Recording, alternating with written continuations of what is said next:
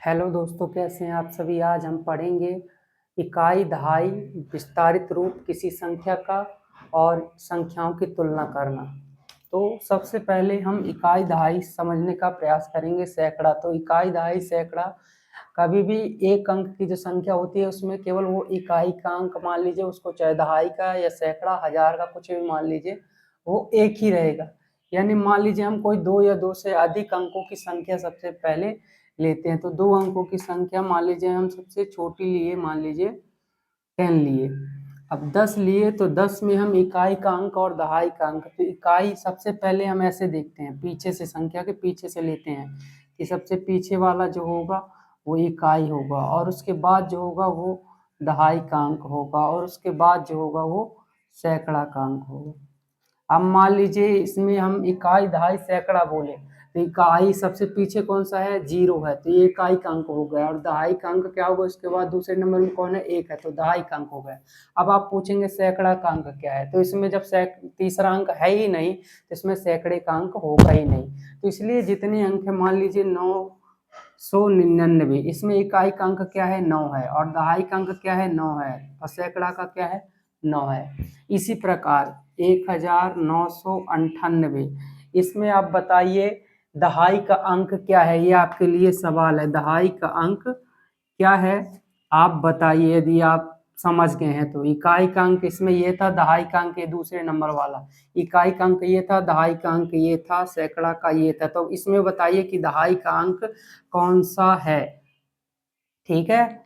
और बात रही अंकों की संख्याओं की तुलना करने की, तो किसी भी संख्या की तुलना की जा सकती है। कोई अंक छोटा होगा, संख्या छोटी होगी या बड़ी होगी, है ना। तो गिनती की संख्याएं हमेशा जो धनात्मक संख्याएं होती हैं,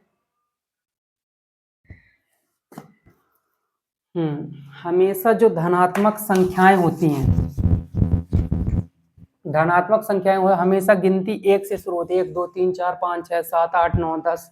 तो एक से बाद में जो आती हैं वो सारी बड़ी संख्याएं होती हैं, और जो एक के पास में होती हैं ये एक साइड होती हैं, शुरू में जो आती हैं वो छोटी होती हैं।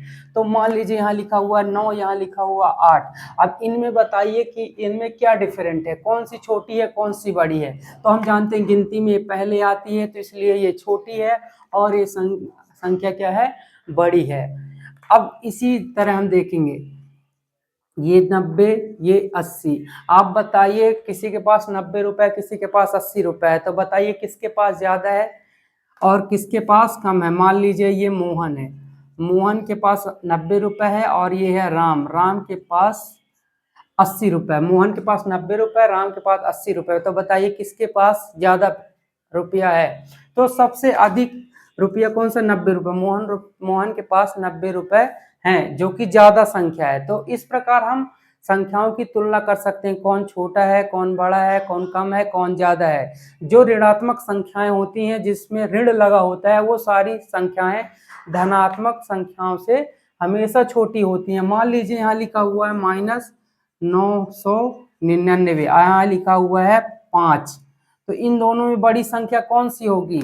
तो इन ये 999 बड़ी लग रही है, लेकिन इसके आगे ऋण लगा हुआ है, तो इसलिए ये छोटी है और ये संख्या बड़ी है। आप एक बात बताइए, मोहन के पास 5 रुपए है और राम के पास 999 रुपए उधार है, तो उन दोनों में गरीब कौन हुआ और अमीर कौन हुआ। तो सिंपल सा लॉजिक है, मोहन के पास 5 रुपए था ना, तो मोहन अमीर हुआ, क्यों, इसके पास 5 रुपए है, और राम के पास 999 उधार है, उसको देने हैं, तो ये गरीब हुआ। इस प्रकार ये छोटी संख्या हो गई और ये बड़ी संख्या हो गई। हमेशा धन है, मान लीजिए जिस संख्या के आगे कुछ नहीं लगा है, मान लीजिए उसके आगे सिंबल धन का लगा हुआ है, यानी उसके पास एक्स्ट्रा है, और जिसके सामने माइनस है वो मान लीजिए वो उधार है। उधार वाला हमेशा गरीब होता है, और जिसके पास होता है, धन होता है, ज्यादा होता है, तो वो हमेशा क्या होता है, अमीर होता है। तो इस प्रकार हम संख्याओं की तुलना कर सकते हैं छोटे और बड़े से। ठीक है। एक सवाल मैं आपसे पूछता हूं कि यदि -5 और 0, इन दोनों में से बड़ी संख्या कौन सी है और छोटी संख्या कौन सी है, कमेंट में लिखकर बताएं। अब किसी संख्या का विस्तारित रूप कैसे जानें। विस्तारित रूप, तो किसी संख्या का विस्तारित रूप निकालने के लिए मान लीजिए लिखा हुआ है 998। तो 998 को हम कैसे लिख सकते हैं? तो सबसे पहले हम जानेंगे इसके इकाई का अंक। तो इकाई का अंक क्या है? 8 है। और दहाई का क्या है? दहाई का क्या है? 9 है। और सैकड़ा का क्या है? 9। हमेशा किसी भी संख्या का जैसे विस्तारित रूप निकालना है हमको, तो सबसे पहले सैकड़ा का अंक 9 है ना, तो 9 का मतलब होता है यदि सैकड़ा है तो उसके बाद भी कुछ संख्या रही होगी। तो इकाई, दहाई, सैकड़ा, इकाई, दहाई, इनकी जगह हम क्या लगा दिए? 2 जीरो लगा दिए, बाकी सैकड़ा में जो संख्या लिखी थी वही लिख दिए। इसके बाद यहाँ प्लस लगा दिए। अब इसके बाद दहाई का अंक क्या था? 9 था। और 9 के बाद दहाई के बाद कितनी संख्याएं हैं? एक संख्या थी, तो 9 के बाद हमने एक जीरो लगा दिया। ठीक है। और इसके बाद इकाई का प्लस लगाएंगे, फिर इकाई का अंक क्या था? 8 था। 8 के बाद कोई संख्या नहीं, इसलिए एक भी जीरो नहीं लगाया। तो ये किसी संख्या का, उस संख्या का हमारा विस्तारित रूप हो गया 900 प्लस 90 प्लस 8। अब इनको जोड़ दीजिए तो फिर से 998 आ जाएगा। तो किसी संख्या का विस्तारित रूप ये आपका निकला है। सबसे पहले किसी संख्या को देखिए, अब उस संख्या का इकाई, दहाई, सैकड़ा, हजार इतना जान लीजिए कि कौन किस में आ रहा है, और उसके बाद लिखते जाइए। उसके बाद जितने अंक आते जा रहे हैं उनके जीरो लगा दीजिए। ठीक है। तो ये उसका विस्तारित रूप हो गया। तो दोस्तों कैसी लगी आपको ये वीडियो? Thank you.